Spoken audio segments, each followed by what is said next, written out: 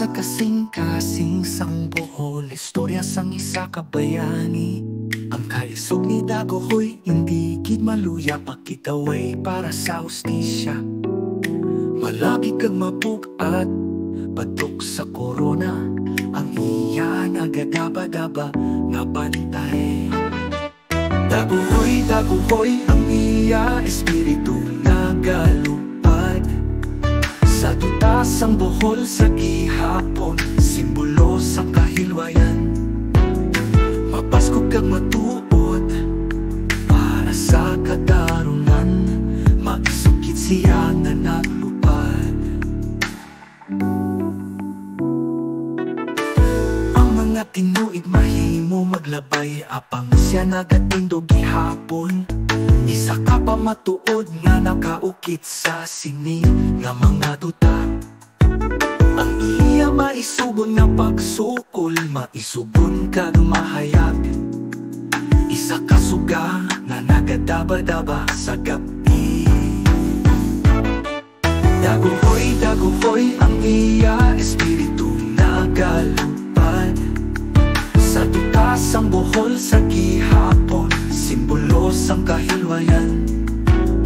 Mapasko kang matuod para sa katarungan, maisukit siya nga naglupad. Ang iya pagpakigaway nagapanawag, malumpok kag pupos.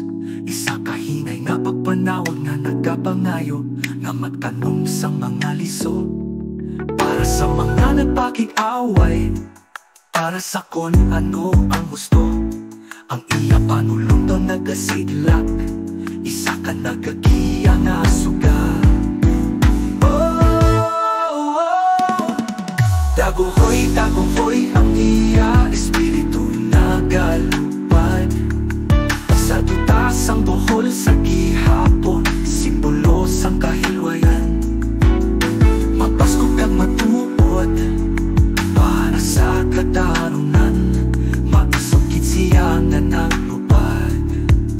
Ang kalayo ni Dagohoy sa gihapon nagkataba-taba sa kasing-kasing sang Bohol, ang iya espiritu nagalipot.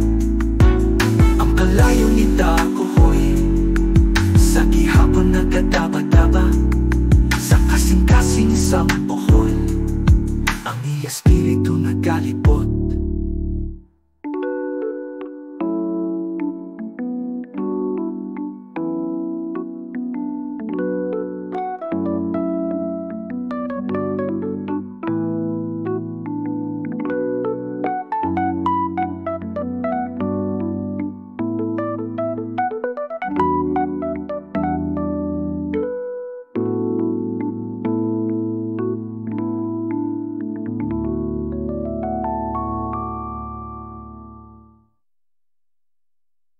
Ang kalayo ni Dagohoy sa gihapon nagadaba-daba sa kasing-kasing sang Bohol, ang iya espiritu nagalipot.